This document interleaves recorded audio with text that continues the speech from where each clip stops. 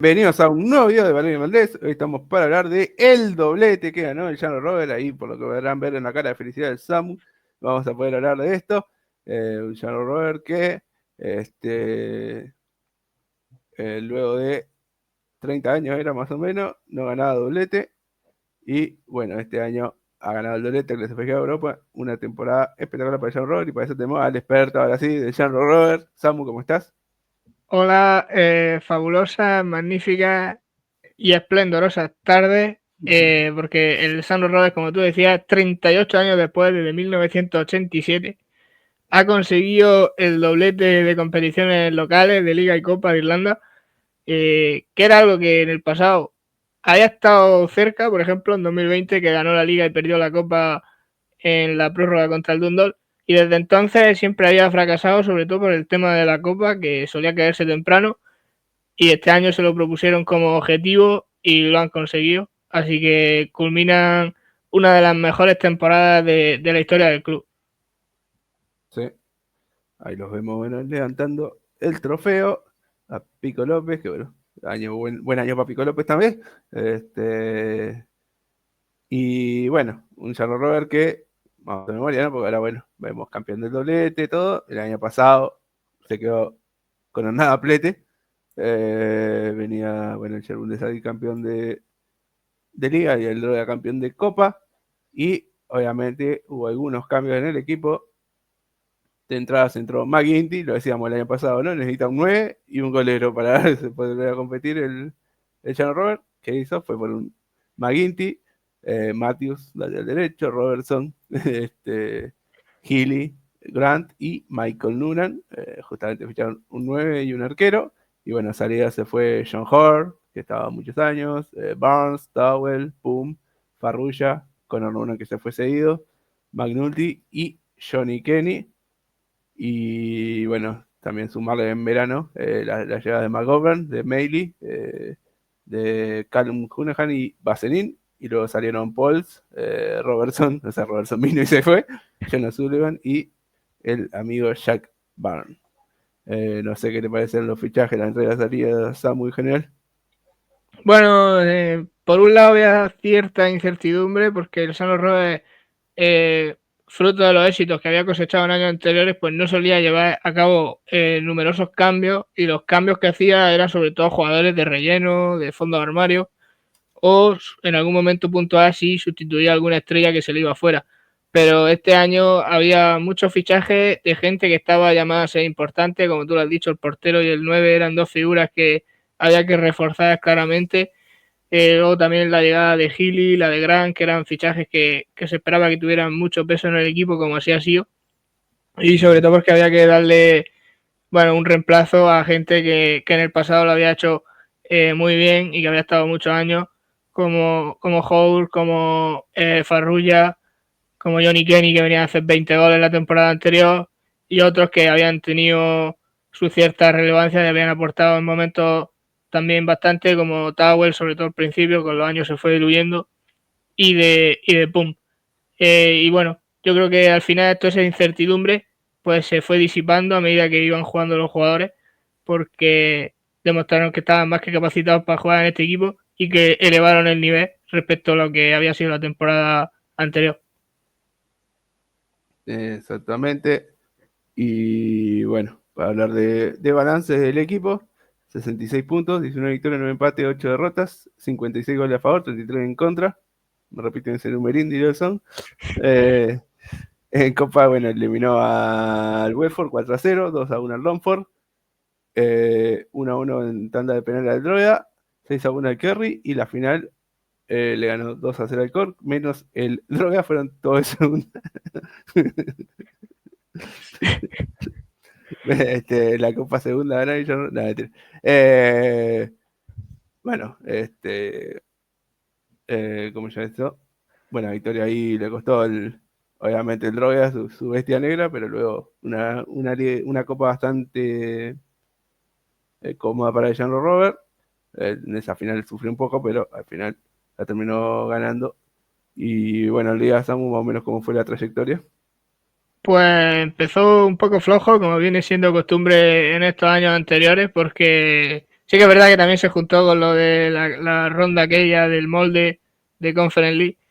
Pero bueno, los 3 primeros partidos fueron 2 derrotas y un empate, incluyendo la derrota en el partido inaugural en Aviva, en ese derbi especial contra el Bohemian que se jugó en el campo de la selección.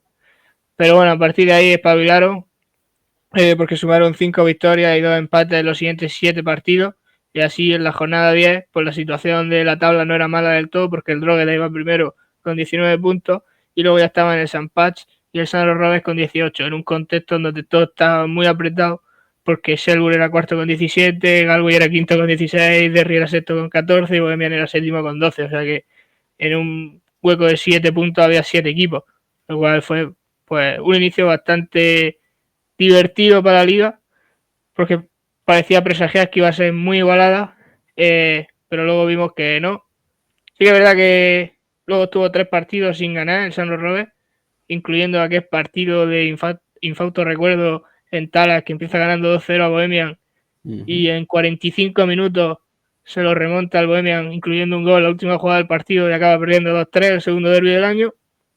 Pero le hizo espabilar, porque después de eso y hasta el parón de verano hubo 6 partidos, de los cuales ganaron 5 y empataron 1.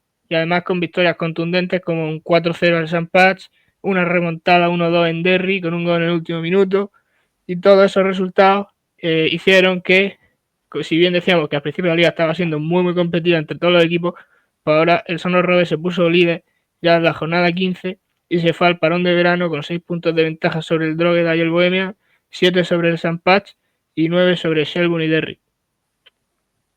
Sí. Ahí un inicio complicado, pero después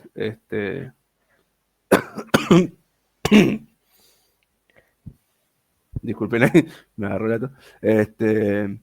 Lo que hace tenés que hablar de San Robe en este canal, te sale dos. No, tranqui. Estos cambios de clima Uruguay, que un día hay 40 grados, el otro hay 5. Nada, que como suele ser en Jan Rover, ¿no? Que empiezan mal las ligas y luego terminan remontando, sobre todo en los últimos años. No han acostumbrado a eso.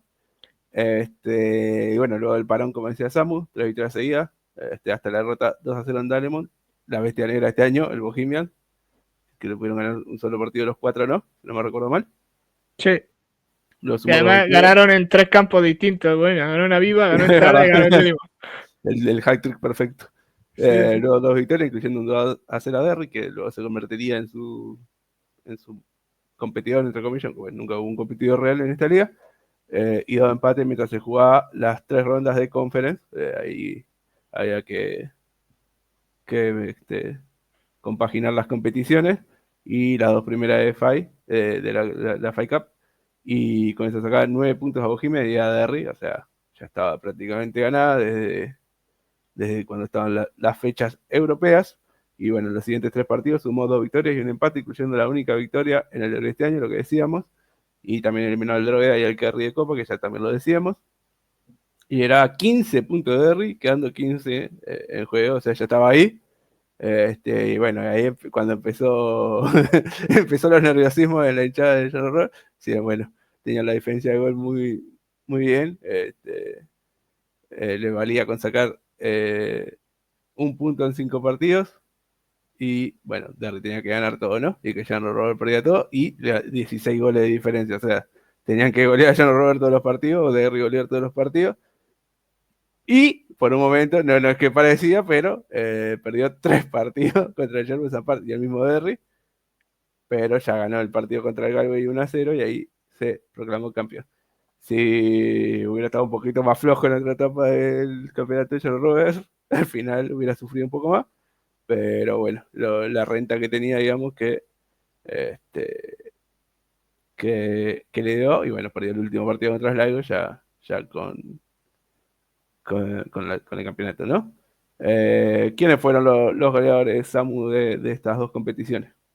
Pues sumando los tantos conseguidos en las 2 competiciones, tenemos encabezando la tabla a Graham Burke con 13 goles, seguido de Rory Gaffney con 12, bastante reseñable el caso de estos dos, porque Burke el año pasado fue el año que menos goles hizo desde que está en San Robes, de cabeza creo que hizo 6, No, o sea, no que hiciera 6 de cabeza, digo que yo de cabeza creo que hizo 6. Y este año pues ha duplicado su cifra a lo que venían haciendo antes, y especialmente destacado el caso de Rory Gaffney, que el año pasado hizo un gol al poco de empezar la liga y luego se rompió el tobillo y estuvo todo el año lesionado. Y este año lo empezó sin contrato. No tenía contrato con San Robes. En la pretemporada se puso a prueba, entre comillas, según cómo entrenase y cómo estuviese la lesión, le hacían contrato o no.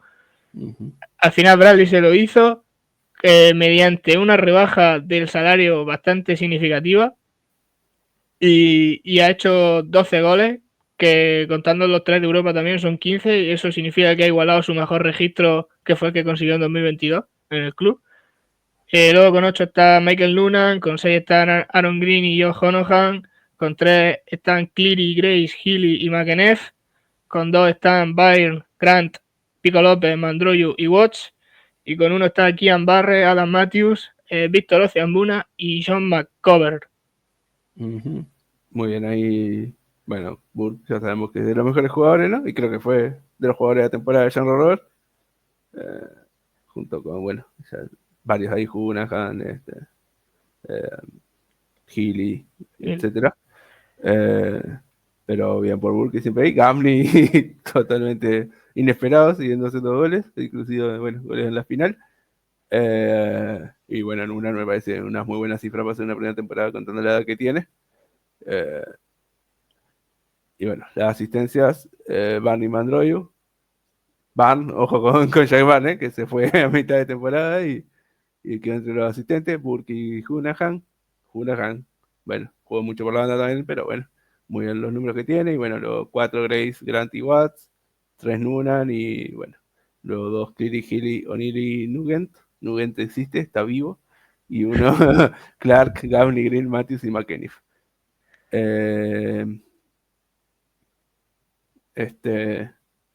Luego, bueno, Samu, ¿qué más tenés para decirnos? Bueno, destacar sobre todo el hecho de que San Robert venía a ganar 4 ligas seguidas hasta que la perdió el año pasado, y este año ha vuelto a ganar. Y ha habido jugadores que han estado en las 5 en todas ellas. Son Leon Pauls, que bueno, sí que es verdad que este año se fue a la mitad, pero llegó a Ahí. jugar incluso en 1 o 2 partidos. Pico López, Lee Grace, que ahora justamente son capitanes del equipo, Sean Cavanagh, Gary O'Neill, Dylan Watts, Graham Bull, Rory Gaffney y Aaron Green. Todos ellos han ganado las 5 ligas con el club. Luego, de la Copa de 2019, que es la que abrió este ciclo glorioso de títulos del San Robert, hasta la de 2025, todavía quedan bastantes jugadores, como los propios López, Grace, Trevor Clark, Cavanagh, O'Neill, Jack Byrne, Watts, Nguyen, McEneff, Burke y Green. Pero los únicos que han estado todos esos años sin haberse ido entre medias, como por ejemplo pasó con Clark, con Byrne, etcétera, han sido López, Grace, Cavanagh, O'Neill, Watts, Burke y Aaron Green. Así que yo creo que todos estos jugadores tienen ya el grado, la consideración de leyendas del club por todo lo que han aportado a lo largo de estos años en este ciclo glorioso. Y después de haber ganado Copa y Liga, pues han culminado su estancia en el club, ganándolo otra vez, pero esta vez todos juntos, que como decíamos era algo que el club no conseguía desde hace casi 4 décadas.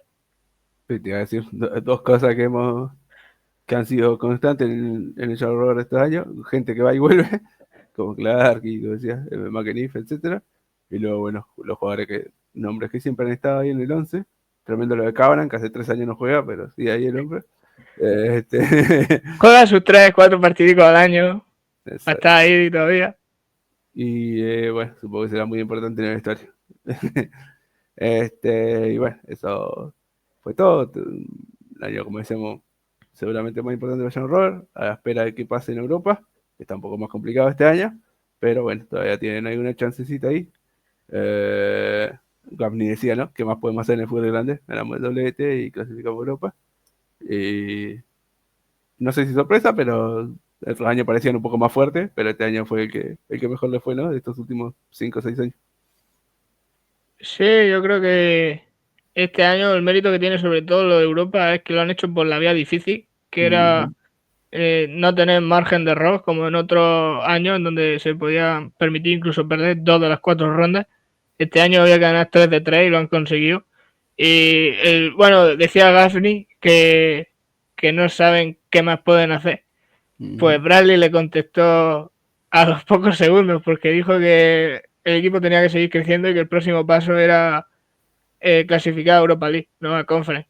Entonces, básicamente sería lo mejor que podría hacer Sandro Robles, tanto por temas de dinero como de seguir siendo competitivo en Europa y demostrar que el equipo sigue creciendo.